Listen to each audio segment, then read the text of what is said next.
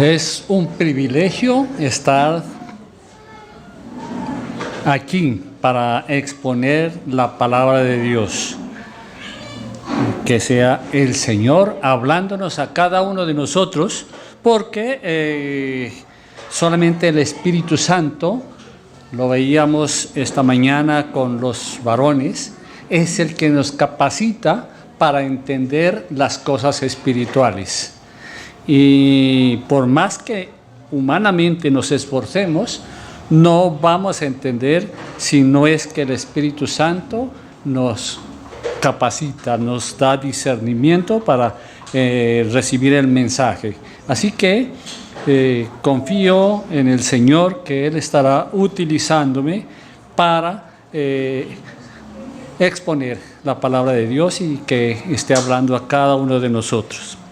Estamos hablando estamos estudiando el libro de Hebreos.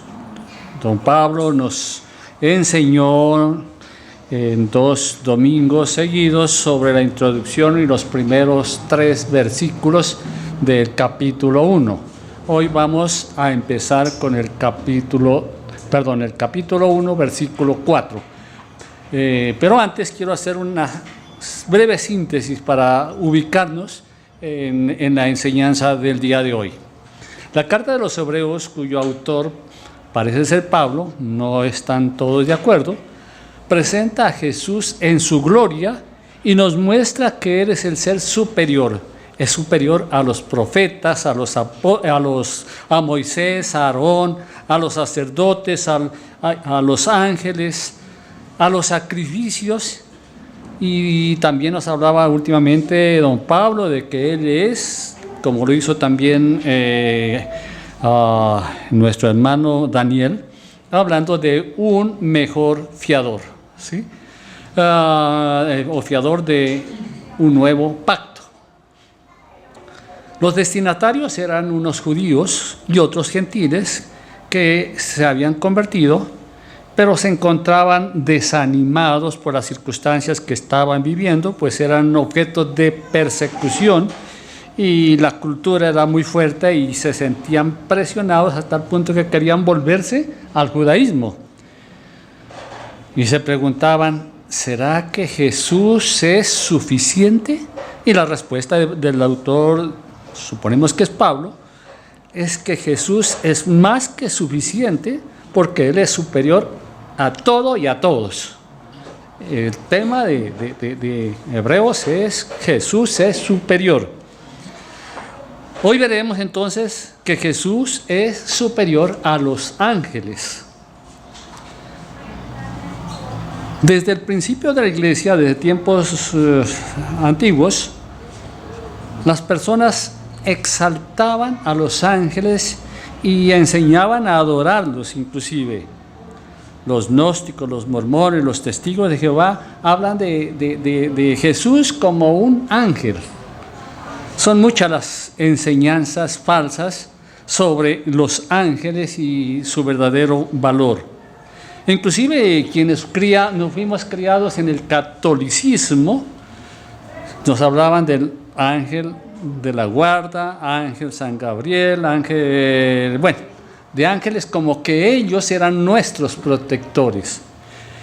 No sé si alguno se acuerda de aquella oración, ángel de mi guarda, mi dulce compañía, no me desampares ni la noche al día. Estaban inculcándonos que eran los ángeles quienes nos protegían, como si, no teniendo a Cristo en nuestro corazón, pues creíamos todas esas cosas. Pero ahora que tenemos al Espíritu Santo y también a Cristo en nuestro corazón, sabemos que nada puede hacer un ángel de la guarda, si es que lo hubiera, más que lo que puede hacer Cristo y el Espíritu Santo en nosotros. Así que es muy importante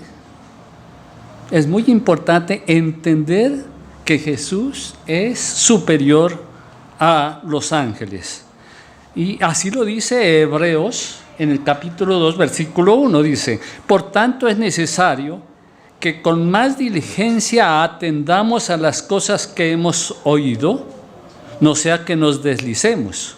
Pongamos atención a lo que dice la palabra de Dios respecto a la superioridad de Cristo. Dice, porque si la palabra dicha por medio de ángeles fue firme, ahí vemos mencionando a los ángeles como quien llevaban también la palabra. Dice, si la palabra dicha por medio de ángeles fue firme, y toda transgresión y desobediencia recibió justa retribución. Es decir, no hacer caso a la palabra de Dios es muy peligroso, por decirlo así. Es necesario entender que Jesús es superior para no deslizarnos de la verdadera fe, de la verdadera doctrina, así como le sucedió a la iglesia a algunos de la iglesia primitiva, y actualmente también en el catolicismo, por ejemplo, se habla más de la Virgen María y de algunos santos que del mismo Jesucristo.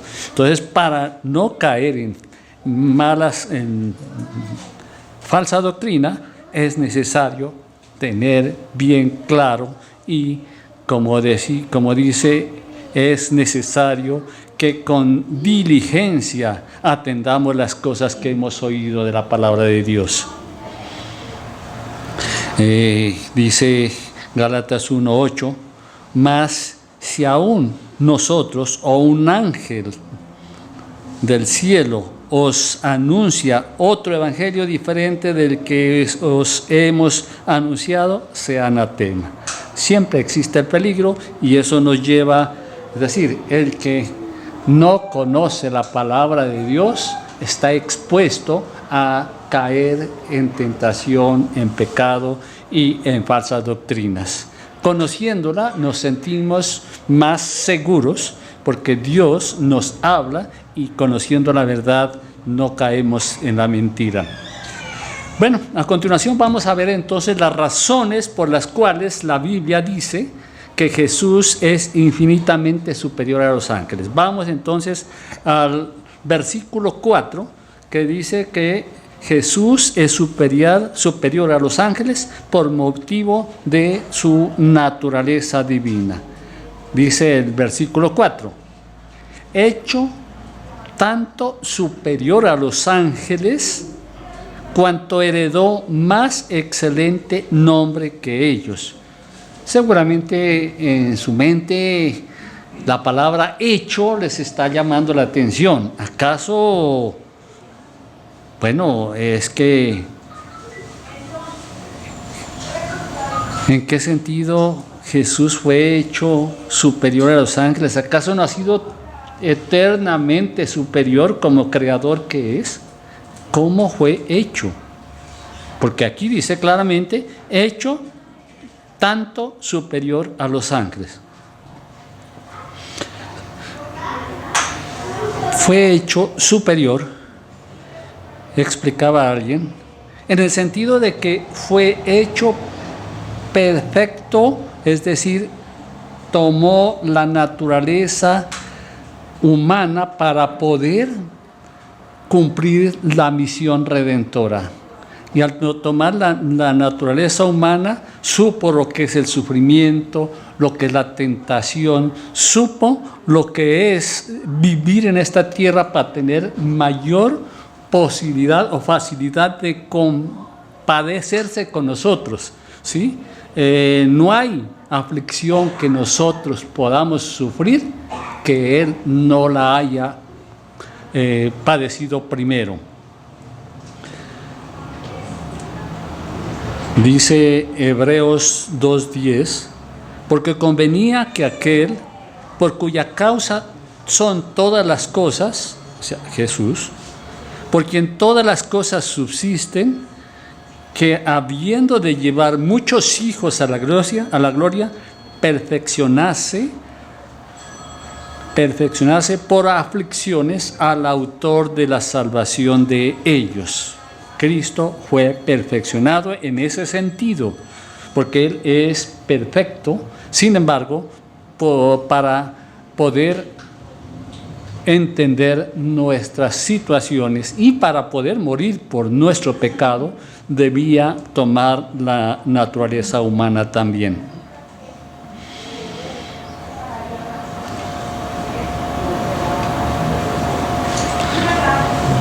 Dice entonces que Jesús es superior a los ángeles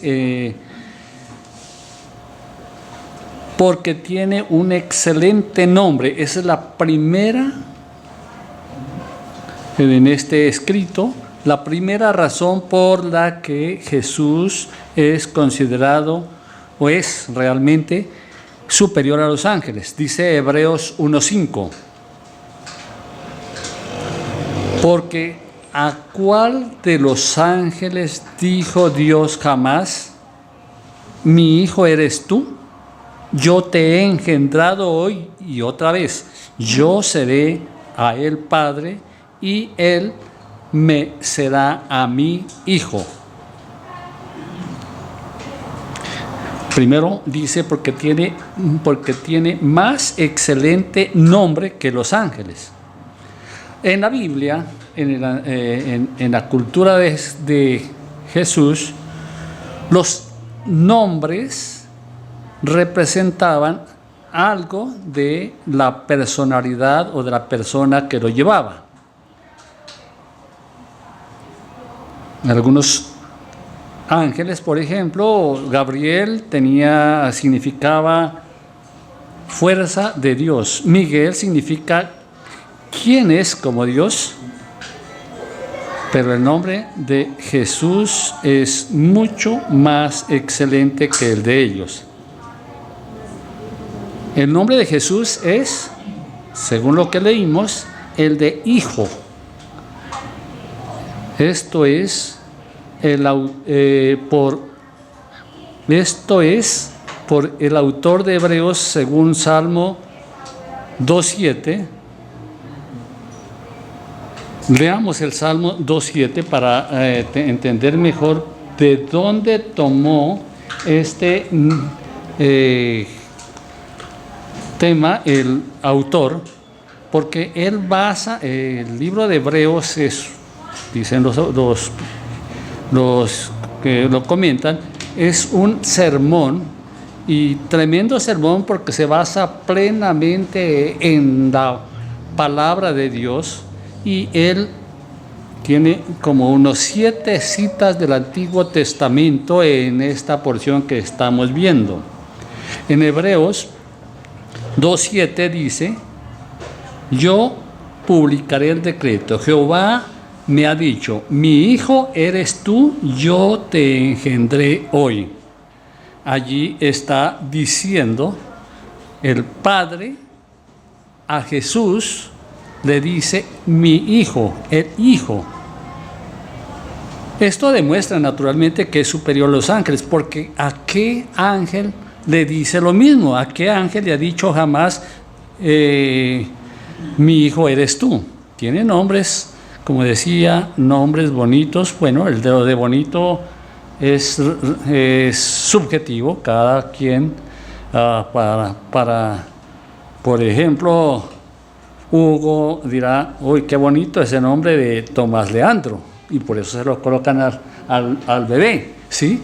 Cada uno actualmente colocamos nombres conforme a antepasados, conforme a artistas, conforme a, nombres que nos gustan simplemente. En ese tiempo, pues, como decía, eran nombres que tenían un significado bíblico. Pero le llamó hijo, pero también alguien dirá, en la Biblia encontramos que Dios llama hijos a los ángeles.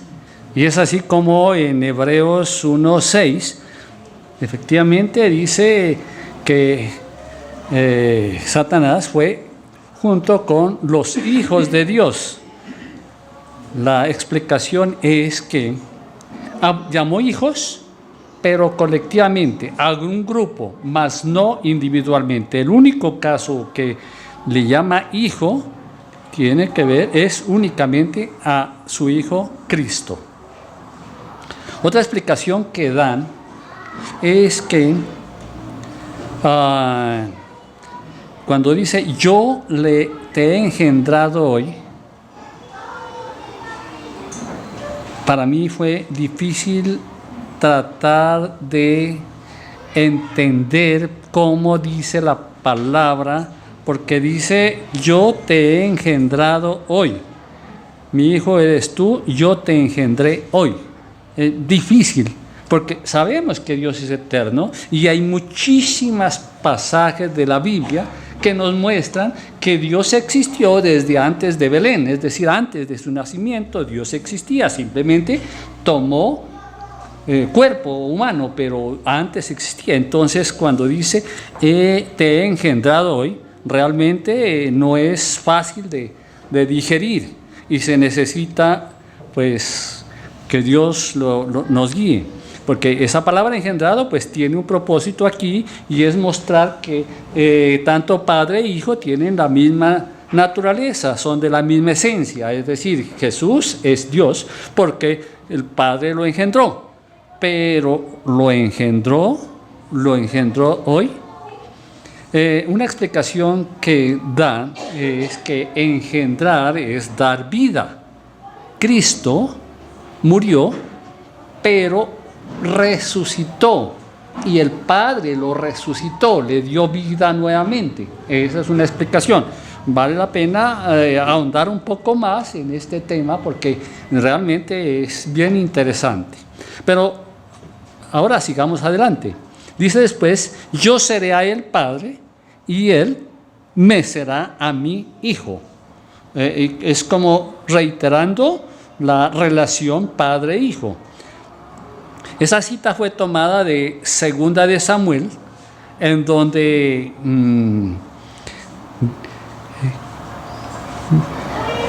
Dios le decía a David que le daría un hijo y se cumplió esto en Salomón.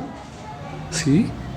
Esa fue el primer, es como una profecía de doble cumplimiento. Se cumplió en su hijo Salomón, pero también de la descendencia de David vino Cristo y en consecuencia también se refería o se cumplió cuando Cristo nació.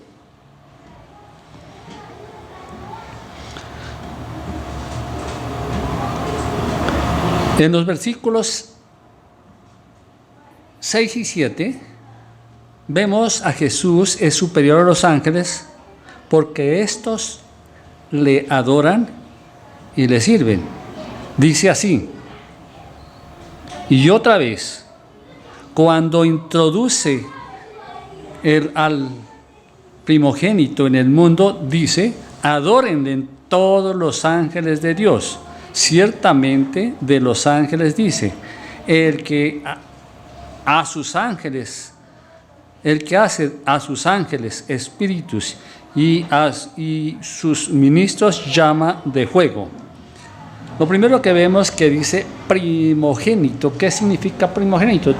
El entendimiento común es que primogénito es el primer nacido.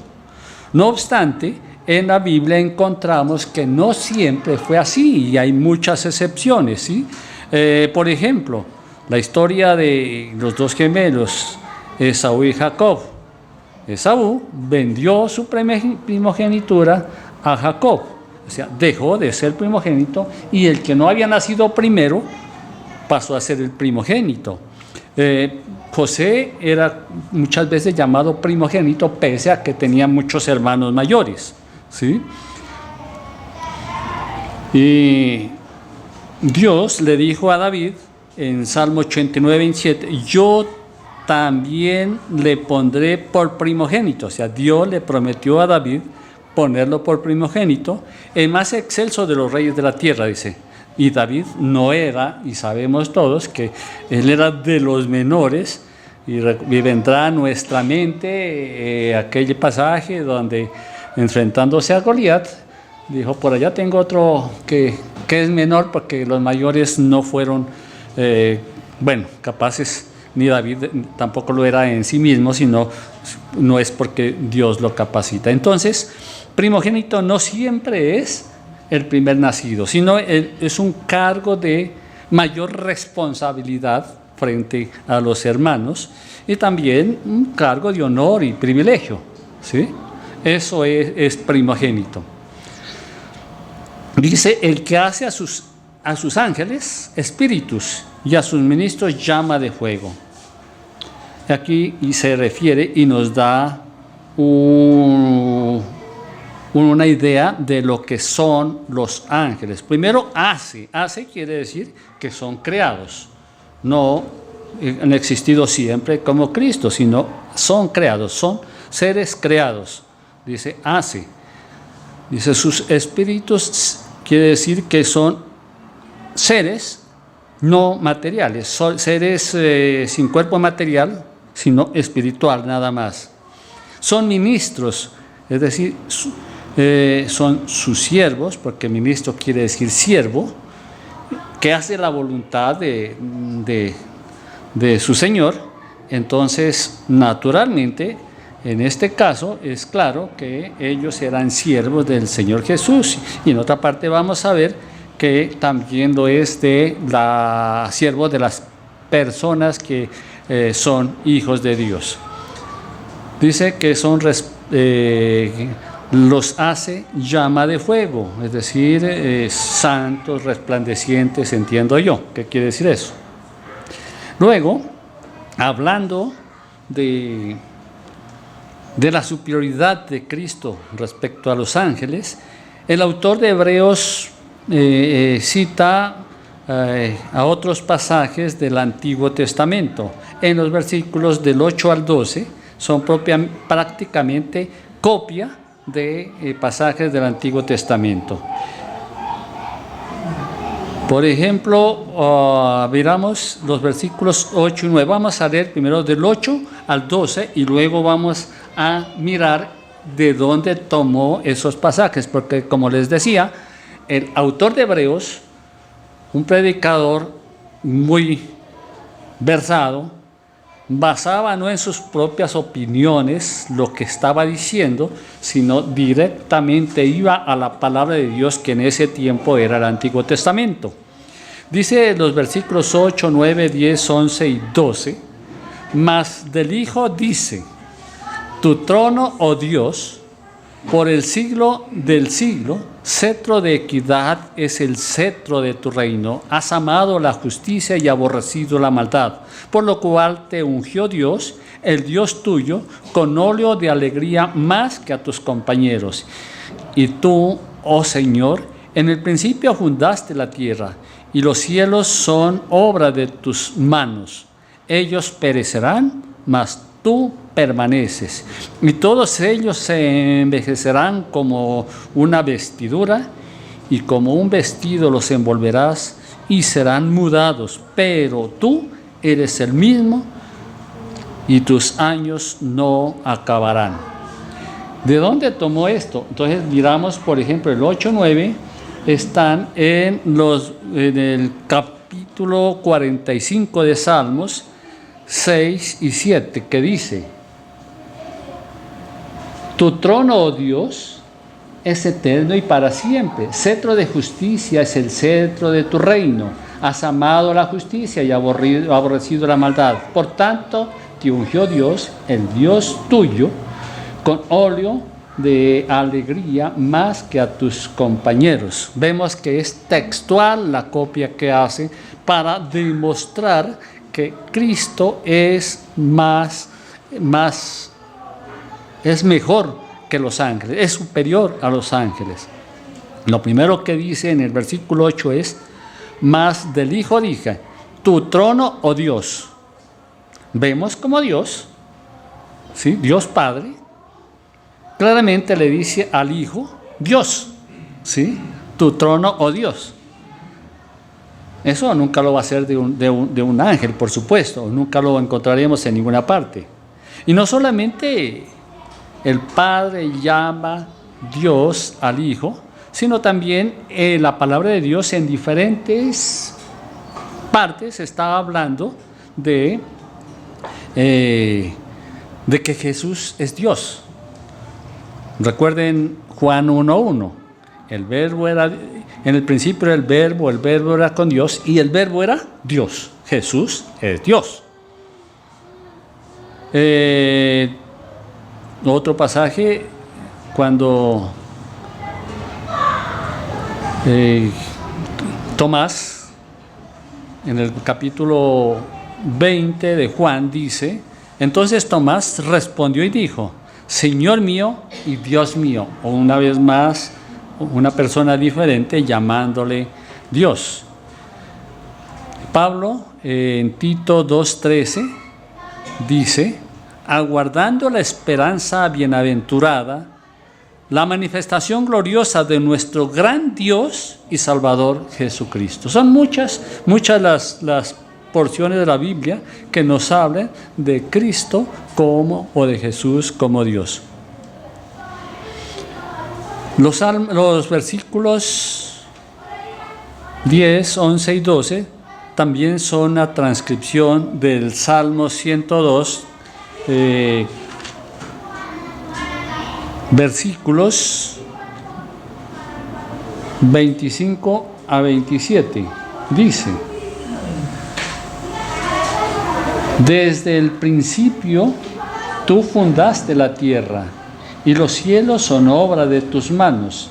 Ellos perecerán, mas tú permanecerás. Todos ellos, como una vestidura, se envejecerán. Como un vestido los mudarás y serán mudados. Pero tú eres el mismo y tus años no acabarán. Los hijos de tus siervos habitarán seguros y tu descendencia será establecida. En esos versículos del 9 al 12, también podemos apreciar cómo el autor de Hebreos trae para Jesús o asigna a Jesús los mismos atributos que tiene Dios Padre. Por ejemplo, en el versículo 10 dice: oh Señor, en el principio fundaste la tierra. ¿Quién es el creador? Dios. Y Él estuvo en el principio fundaste la tierra, dice. Y atrás leíamos que también la sustenta. O sea, Jesús es Dios, es superior a los ángeles, porque es el creador. En el versículo 11 dice: ellos perecerán, mas tú permaneces. Habla de la eternidad de Jesús, su autoexistencia, no creado. Dice en el 12, dice: y como un vestido lo envolverás y serán mudados. Esto muestra que Jesús es soberano, con autoridad sobre toda la creación. Hace lo que Él sabe que está bien. Tú eres el mismo, es decir, es inmutable. Todo cambia menos Él. Es inmutable. Es otra característica o atributo de Dios Padre. Todos estos atributos son igual para el Padre, al Hijo, porque Padre e Hijo son igualmente Dios. En los versículos 13 y 14, leámoslos, dice: pues, ¿a cuál de los ángeles dijo Dios jamás: siéntate a mi diestra hasta que se pongan a tus enemigos por estrado de tus pies? ¿No son todos espíritus ministradores enviados para servir a favor de los que serán herederos de la salvación? Entonces, aquí nos muestra a Jesús superior a los ángeles, porque habiendo completado su obra, está a la diestra de Dios Padre. Mientras los ángeles están trabajando continuamente, Él está completada su obra, está a la diestra de Dios Padre. Y este fue tomado del Salmo 110:1, que dice: Jehová dijo a mi Señor, siéntate a mi diestra hasta que se pongan a tus enemigos por estrado de los pies. Vemos entonces cómo Dios Padre se dirige al Hijo diciendo que se sentara a su diestra en un lugar de prestigio, de honor, hasta que sus enemigos sean vencidos, y eso será al final. Claro, Dios ya venció a Satanás, venció la muerte. Sin embargo, vendrá el triunfo final cuando venga a juzgar a los que lo han rechazado. Jesús fue despreciado cuando estaba en la tierra. Muchos, como veíamos a la hora de la cena, lo humillaron, lo flagelaron, en fin. Pero hoy en el cielo tiene un puesto de sumo honor.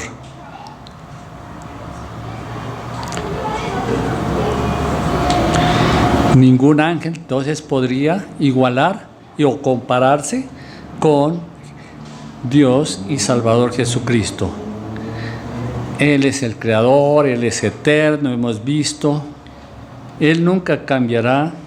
Él está sentado a la diestra del Padre, está en el trono. Y lo hemos repetido muchas veces leyendo Apocalipsis, como delante del trono hay seres espirituales, ancianos, y dice allí que están adorándole eternamente.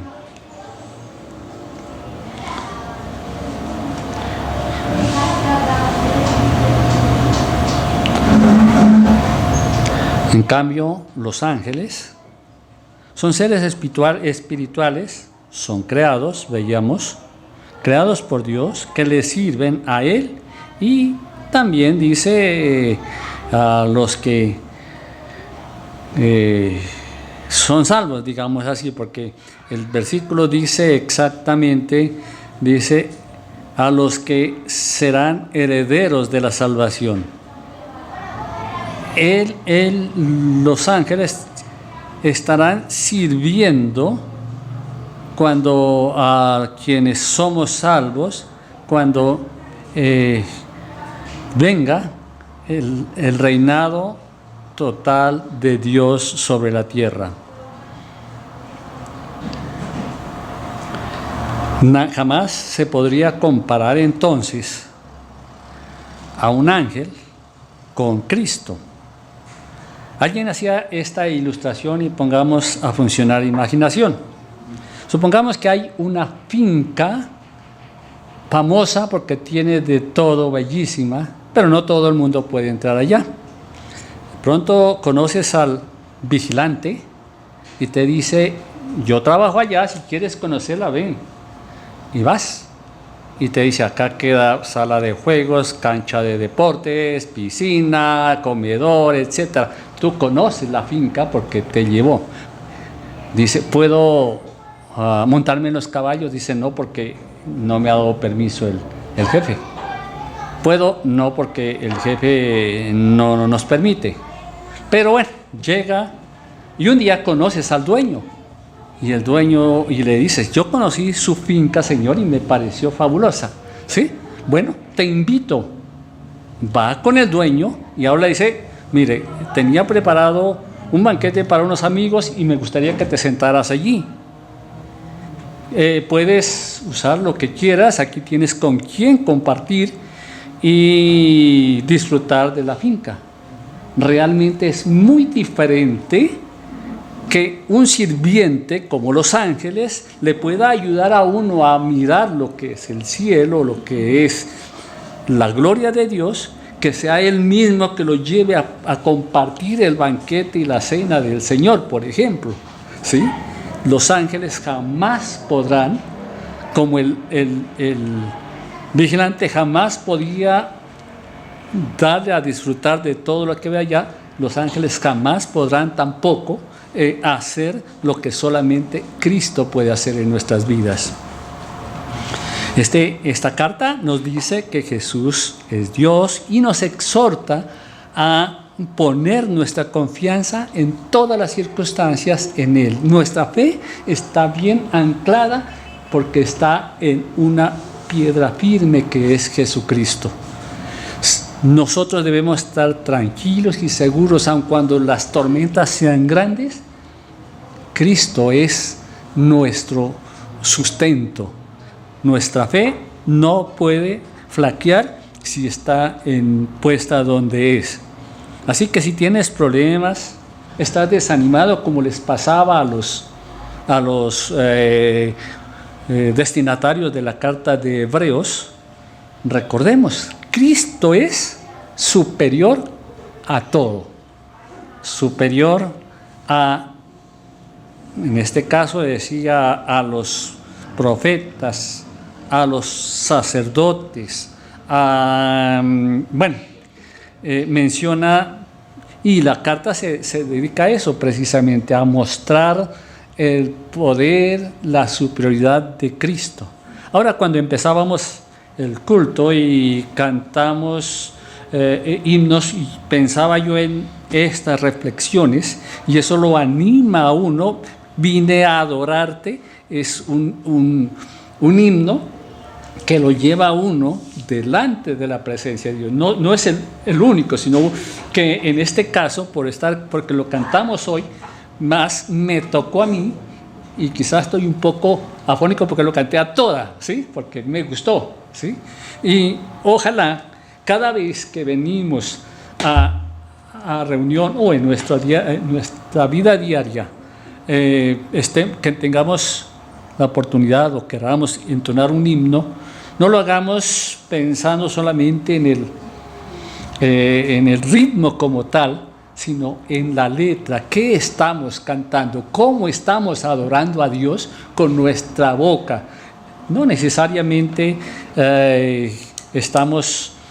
somos quienes inventamos el himno, pero podemos apropiarnos de las palabras de esos himnos. Bueno, esto es lo que el Señor me mostró que hablara en este momento. Gracias por escucharme y los invito a que le oremos en acción de gracias. Oh Padre, tu palabra es verdad, tu palabra es sabiduría, tu palabra nos muestra quién eres tú, quién es tu Hijo Cristo, qué tan grande, poderoso, excelso eres tú, es tu Hijo. Tu palabra a través del Espíritu Santo nos lleva también a conocer tu voluntad para nuestras vidas. Que cada vez que estemos leyéndola, orando, entonando un himno o cualquier otro acto que tenga que ver con tu palabra, Señor, seas tú con tu Santo Espíritu dándonos discernimiento para entonar palabras de himnos o palabras de corazón, Señor, no maquinalmente. Líbranos, Señor, de ser cristianos que estamos pensando en otra cosa mientras cantamos o mientras leemos tu palabra, Señor. Gracias por tu palabra y pedimos, Señor, que durante esta semana tú, oh Dios, sigas bendiciéndonos, protegiéndonos, proveyéndonos y sobre todo dándonos sabiduría para entender tus mensajes. En el nombre del Señor Jesús. Amén.